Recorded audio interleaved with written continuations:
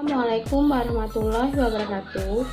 Baiklah, saya di sini akan menjelaskan sedikit materi dari mata kuliah pengantar psikoterapi dengan dosen pengampu, Bapak Haji Hendra Wijaya SHG MPDI. Baiklah, perkenalkan nama saya Cindy Julitasari dengan NIM 2020502073 dari kelas BPI 252C, Prodi Bimbingan dan Penyuluhan Islam, Fakultas Dakwah dan Komunikasi. Baiklah, materi yang saya akan bahas yaitu teori Gestalt. 1. Konsep dasar Gestalt mengenai kepribadian perilaku. 2. Unsur-unsur terapi, munculnya gangguan, tujuan terapi, peran terapi. 3. Teknik dan prosedur terapi.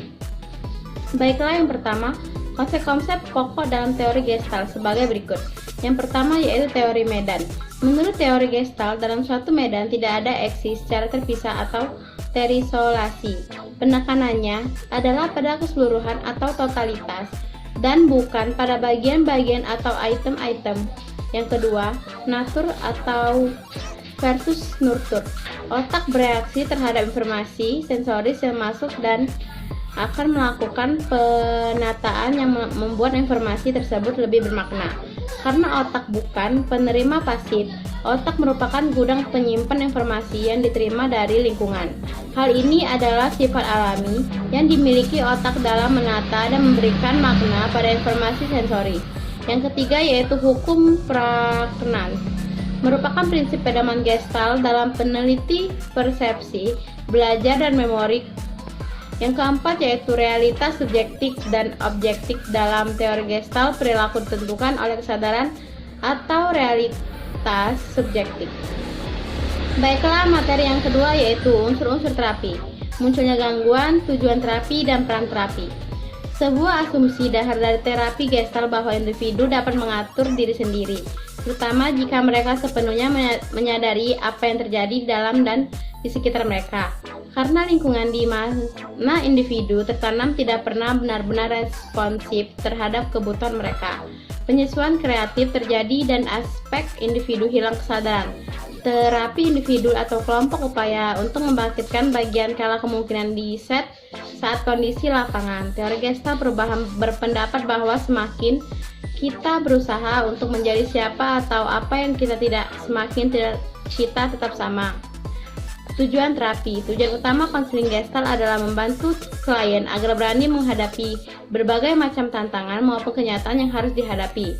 Membantu klien agar dapat memperoleh kesadaran pribadi, memahami kenyataan atau realitas, serta mendapatkan insight secara penuh. Peran terapi. 1. Membantu klien dalam melaksanakan peralihan dari lingkungan eksternal pada dukungan. Yang kedua yaitu membantu klien untuk menembus jalan buntu sehingga pertumbuhan bisa terjadi. Yang ketiga yaitu menyajikan situasi yang menunjang pertumbuhan. Yang keempat memberikan perhatian pada bahasa tubuh kliennya. Teknik terapi Gestalt. 1. Pengalaman. Sekarang klien diarahkan untuk merasakan dan melakukan pengalaman masa lalu atau masa yang akan datang sehingga dijadikan pengalaman sekarang. Misalnya, klien diminta merasakan bagaimana menjadi ibu padahal kondisi klien saat ini belum menikah. Yang kedua yaitu pengarahan langsung. Konselor mengarahkan secara terus-menerus hal-hal yang harus dilakukan oleh klien berdasarkan pernyataan yang diberikan oleh klien. Yang ketiga, perubahan bahasa. Klien didorong untuk mengubah bentuk pernyataan menjadi pernyataan, misalnya contohnya pernyataan "dapatkan saya bahagia" diganti menjadikan "sebenarnya saya tidak bahagia". Yang keempat yaitu teknik kursi kosong. Klien diarahkan untuk berbicara dengan orang lain yang dibayangkan sedang duduk di kursi kosong yang ada di samping atau di depan klien. Yang kelima, berbicara dengan bagian dirinya. Teknik ini adalah variasi dari teknik kursi kosong. Intinya adalah klien melangsungkan percakapan antara bagian-bagian yang ada pada dirinya yang menimbulkan konflik. Misalnya percakapan antar dengan underdog yang penurut.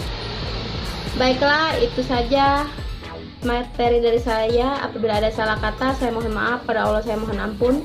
Wallahul muwaffiq ila aqwamit thoriq. Wassalamualaikum warahmatullahi wabarakatuh.